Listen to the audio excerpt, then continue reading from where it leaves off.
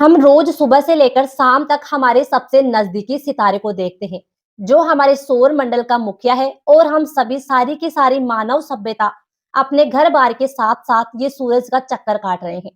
निरंतर हर पल हर क्षण हम लगातार सफर कर रहे हैं। हमारा सूरज हमें रोशनी और गर्मी प्रदान करता है। ये दोनों ही हमारी धरती को गर्म बनाए रखते हैं, और यही गर्मी का कारण पानी यहाँ तरल रूप में रहता है और धरती पर जीवन फल फूल रहा है। बचपन में सोचा था कि हमारा सूरज एक बहुत बड़ा आग का गोला है, जो निरंतर आसमान में जल रहा है। परंतु क्या सच में सूरज एक आग का गोला है? पर यह बिना किसी ऑक्सीजन के अंतरिक्ष में कैसे जा सकता है? आखिर हमारा सूरज आया कहां से था और इसकी रचना कैसे हुई? हमारा सूरज पिछले 4.6 अरब सालों से यूं ही जल रहा है। उस समय से जब ना तो कोई धरती थी, ना ही मंगल और ना ही कोई जुपिटर। हमारा सूरज आसमान में दिखने वाले अधिकांश तारों की तरह ही एक नॉर्मल स्टार है। इस तरह के सितारे अंतरिक्ष में काफी कॉमन होते हैं। हमारा सूरज एक जी टाइप मेन सीक्वेंस स्टार है। परंतु क्या आपने कभी ये सोचा है कि हमारा ये सूरज अंतरिक्ष में जहाँ कोई भी ऑक्सीजन नहीं है, वहां कैसे जलता है? आपने ये कभी ना कभी जरूर सोचा होगा, परंतु इसका जवाब सुनकर आप चौंक जाओगे।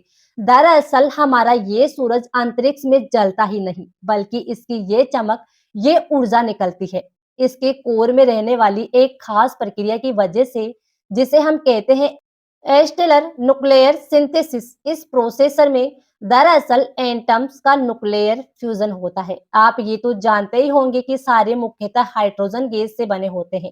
तारों के केंद्र में हाइड्रोजन फ्यूजन के दौरान ये हाइड्रोजन के एटम्स हीलियम में बदल जाते हैं। इस प्रक्रिया के दौरान एनर्जी जनरेट होती है। इस प्रक्रिया को हाइड्रोजन बर्निंग भी कहा जाता है। लेकिन सही मायनों में यहाँ कुछ भी बर्न नहीं होता, बल्कि सूरज की एक्सट्रीम ग्रेविटी हाइड्रोजन के आइटम्स पर इतना प्रेशर डालती है कि ये आपस में जुड़कर एक अपर एलिमेंट यानी हीलियम में बदल जाती है। और इस प्रक्रिया के दौरान निकलने वाली ऊर्जा में हमें या धरती तक रेडिएशन होती है, क्योंकि इस प्रोसेसर में कोई भी जलन यानी बर्न नहीं होता है। इसीलिए इसमें ऑक्सीजन की भी जरूरत नहीं पड़ती। हमारा सूरज असल में गर्म हाइड्रोजन प्लाज्मा का बना जाइंट बॉल है, जिसमें लगातार न्यूक्लियर फ्यूजन की प्रक्रिया चल रही है।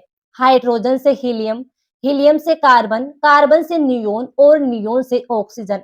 इससे लगातार हमारे सूरज का कोर और हेवी होता जा रहा है। हमारा सूरज बना है 91% हाइड्रोजन, 8.9% हीलियम और 0.1% अदर हेवियर एलिमेंट्स से। ये नंबर्स समय के साथ साथ बदलते रहेंगे। परंतु क्या आपने कभी ये सोचा है कि हमारा ये सूरज आखिर आया कहां से था? यानी हमारे सूरज की रचना कैसे हुई थी? इससे जानने के लिए हमें चलना होगा आज से करीब 5 अरब साल पहले। तो आज से करीब 5 अरब साल पहले ये है हमारा सौर मंडल। क्या आपको नहीं दिख रहा? दिखेगा भी नहीं, क्योंकि अभी तक इसकी रचना शुरू ही नहीं हुई। फिलहाल यह है एक जायंट मोलिक्यूलर क्लाउड, यानी एक इंटर स्टेलर क्लाउड, जो अधिकांश हाइड्रोजन तथा हीलियम गैस का बना है। इसे स्टेलर नर्सरी भी कहा जाता है, क्योंकि यही तारों का जन्म होता है। और इसी का एक छोटा सा भाग बनेगा हमारा स्वर्ण मंडल। गुरुत्वाकर्षण खिंचाव के कारण धीरे धीरे इस मोलिक्यूलर नबेला का ये छोटा सा भाग सघन हो जाता है, जो आगे चलकर एक चपटे प्रोटोप्लानेटरी डिस्क में बदल जाएगा। एक प्रोटोप्लानेटरी डिस्क यानी घूमती हुई गोल डिस्क, जो घने धूल तथा गैस से बनती है, जो लगातार गुण प्रकर्षण के प्रभाव से और घना और डेंस होता जा रहा है। और फिर इसके केंद्र की ग्रेविटी इतनी बढ़ जाती है कि यहाँ न्यूक्लियर फ्यूजन की प्रक्रिया शुरू हो जाती है और रोशनी तथा ऊर्जा बाहर निकलती है। यह है हमारा सूरज आज से करीब 4.6 अरब वर्ष पहले का सूरज, एक नया जन्मत तारा, जिसके आसपास केवल धूल तथा गैस चक्कर काट रहे हैं। परंतु अब सूरज की तेज गर्मी के कारण यहाँ कुछ अजीब होने वाला था। सूरज की गर्मी इनर सोलर सिस्टम में काफी ज्यादा थी।